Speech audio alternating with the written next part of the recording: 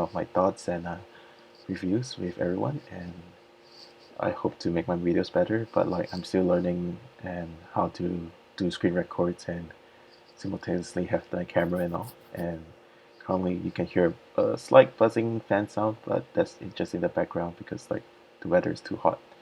So let's get to it. Ryze app is like an investment app, and the past few years, like the fintech space in Malaysia has been developing quite nicely. There's a lot of new products, ranging from e-wallets to like Robo investors, and now there's a Raiz app, which is sort of like a Robo investors, but with a more additional aspect where it helps you sort of save up the changes when you make in your debit card. So as if you don't know, like the other robo advisors out there are like Stashaway, Wahed, MyDeal, and they invest in different kind of things, mostly foreign equities and foreign market stocks and bonds. So they invest in like the U.S., China, Europe, Japan market.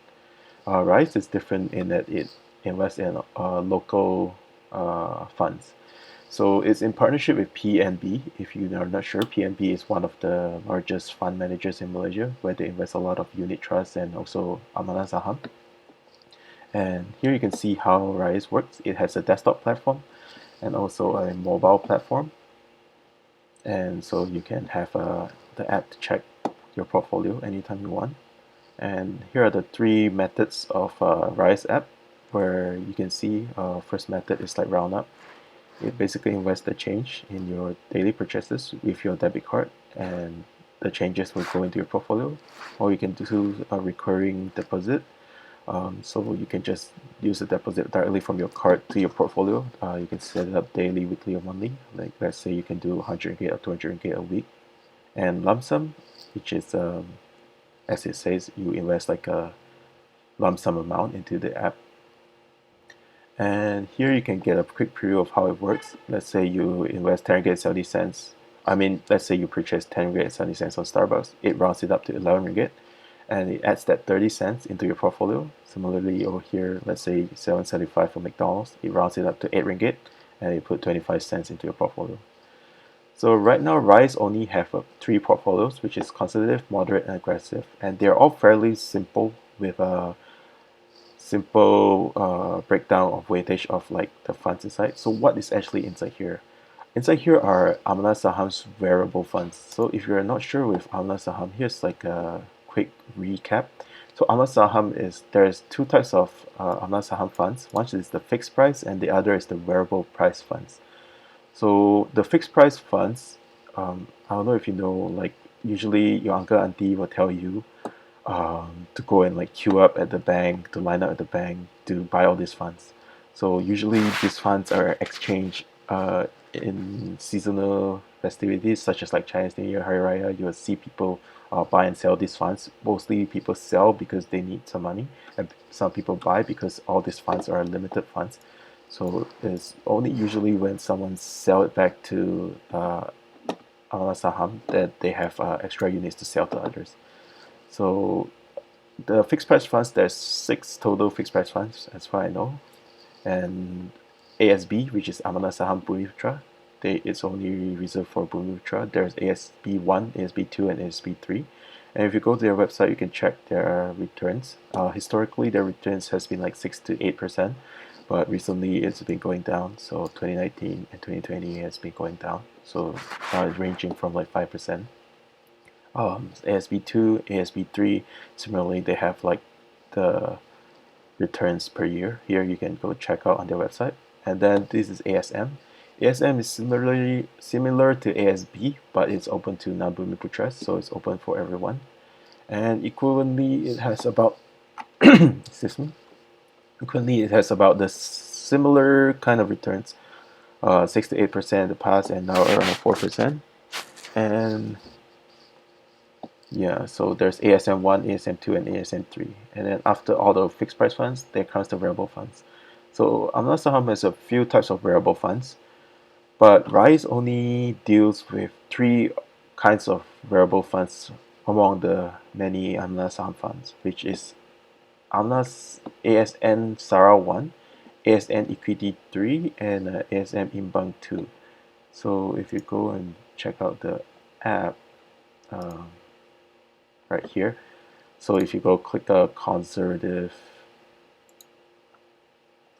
so here's like conservative is 20% ASN Equity 3 and 80% ASN Sara 1. So moderate is just 100% ASN Imbang 2, and aggressive is aggressive is basically the flip of conservative, where 80% equity 3 and 20% Sara 1. So if you go through the Amana Saham's website, you can click on here fun fact sheet and check out their returns. It will go through in more details. Like for example, here I already opened in the tab the fun fact sheet of ASN Sara 1. You can see like what they're holding inside, like their top holdings. Or here you can see that their top holdings are some equities and also some bonds. And you can also check out the sector allocation.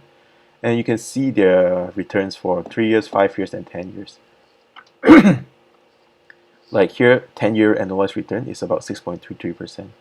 So it's actually not bad for a conservative portfolio to have 6.33% in a 10-year time frame. Here, similarly, is ASN Equity 3 Fund. And here you can see the 10 years is about 4.3%. When 5 years 1.38 and 3 years 0.11. So it only beats the returns only goes up at a 10-year rate. So there's a lot of up and down in this fund. So there's a lot of volatility. And similarly, this is the ASN Imbang 2. So it has a 10-year of 4.09, and similarly it goes up and down every year to give like an average of this amount in the 10 years. So here I made a simple calculator of like the returns of the Ryze app. So let's say conservative has about 20% ASN Sara 1 and 80% equity 3. So I took the 10-year return and I averaged it out between the weightage. So let's say in your Ryze conservative portfolio, there's 20% Sara 1 and 80% equity 3. So 6.23 plus 6.3 average out to about 6.306. So since Imbang 2 is 100%, moderate is 100% Imbang 2, so the 10-year return is the same. And aggressive is 80% of this and 20% of 6.33, which gives a 10-year rate of 4.706. So as you can see, it's quite puzzling that their aggressive portfolio has a lower 10-year average return than their conservative. So this makes me wonder that is it wise or not to actually invest in aggressive, because as you can see, the equity 3 portfolio from Amana Saham is very volatile, and it only gives like a 10-year return of 4.3%. And other years it might give like very high returns, maybe above 10%. Some years it might goes into very low returns, like negative like 10 or negative something percent. As you can see here, sometimes it goes to -5, sometimes it goes to negative something, and some year it goes up to close to 15%.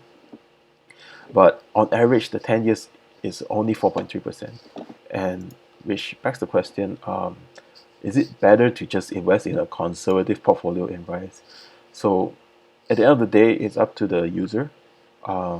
So if you really think Malaysian stock market, like you can check out their portfolio, like all these top of the Mega National, Public Bank, Maybank, CIMB, you really think they have a future of going even higher, then you can consider going into their conservative, aggressive portfolio. Sorry. Okay, one other thing I want to mention about Ryze is the fees. So the fees is 1 ringgit 50 cents per month for accounts under 6,000 and 0.025% under or above 6,000. So I just made like a simple calculator thing on Excel here. See, if you only have 100 ringgit in your portfolio and your monthly fee is 1.5, 1 ringgit 50 cents, and your yearly fee annualized into 18 ringgit. So this your yearly annualized into 18% of your portfolio is taken away as fees yearly if you invest 100 ringgit. So for new users, right, let's say you link your debit card and it auto invests your top up change, right? Let's say you never check, it auto invests like 25 cents, 30 cents, 50 cents, and then yearly it goes up to 100 ringgit. and it charges you 18 ringgit as fee, meaning you get 18% as fees. That is an outrageous amount of fees. So for people who wants to use this Ryze app, I recommend you just top up 6,000 ringgit as a lump sum first, and then only allow it to work as it's intended, where it top up the debit card savings into the account. So if 6,000 ringgit, your really analyze is 0.3%, but as Ryze say, if above 6,000, it will give you 0.025%. So clearly, it's way more beneficial if you invest 6,000 ringgit and above, because you're getting a lower rate of for the fees. Anything below 6,000 ringgit, I would not recommend you to use this app, because the fees would be outrageous. And other robo advisors out there, like for example Stashaway, are doing like 0.8%. So it ranges from 0.8 to around 1% for other robo advisors out there. So I would not recommend you to invest small amount of money into Ryze apps. See, even like 500 ringgit, your yearly annualized fee is about 3.6%, which is very high consider it's like a robo advisor. So at the end of the day, what are the pros and cons of like a Ryze app? So I guess the pros is easy to invest for Maybank users, since it links to your debit card. So for people who wants to get quick access to local stock market quickly and easily, they can use the Ryze app. And it's automated investing, so you can do like recurring investing. You don't really need to check the ups and downs, or like you set aside amount of savings, or it top up your purchases and it goes in. And there's an app, so you can check your returns through an app, so it's easy for users who are now ever so connected to their phones, to their computer, so it's very easy for you to check your returns. So the cons is that it has a high fees for users with low balances. Anything below 6,000 ringgit has a really high fee. So another cons is like technically you can buy Amazon variable funds yourself and just bypass the fees entirely. Since it's not an active management, it's a passive management where they just set aside 20% as this funds to 80% as that funds, and you just choose conservative, moderate, and aggressive. It's a very straightforward investment, and you can technically do it yourself. The advantage here is that it helps you just top up your purchases and then invest the purchases directly. So final thoughts. Final thoughts. I would say personally I would not invest in Ryze app, simply because I'm more interested in other robo advisors out there like Stashaway, Wahead, MyTO, because right now the global market is more exciting compared to the local market, unfortunately, and there's a lot of more gains to be made in global market. That said, it is a pretty uh, enticing way to invest your money with Ryze app, and to put some money in like the local market. So maybe you can consider putting like something of a smaller amount over here to just test it out. But I would not recommend anything lower than 6,000 ringgit. And yeah, so that's it for today. I hope you learned something about Ryze app, and I aim to make more videos about the financial sector in Malaysia and fintech and other investment videos. So stay tuned and take care, everyone. And signing out.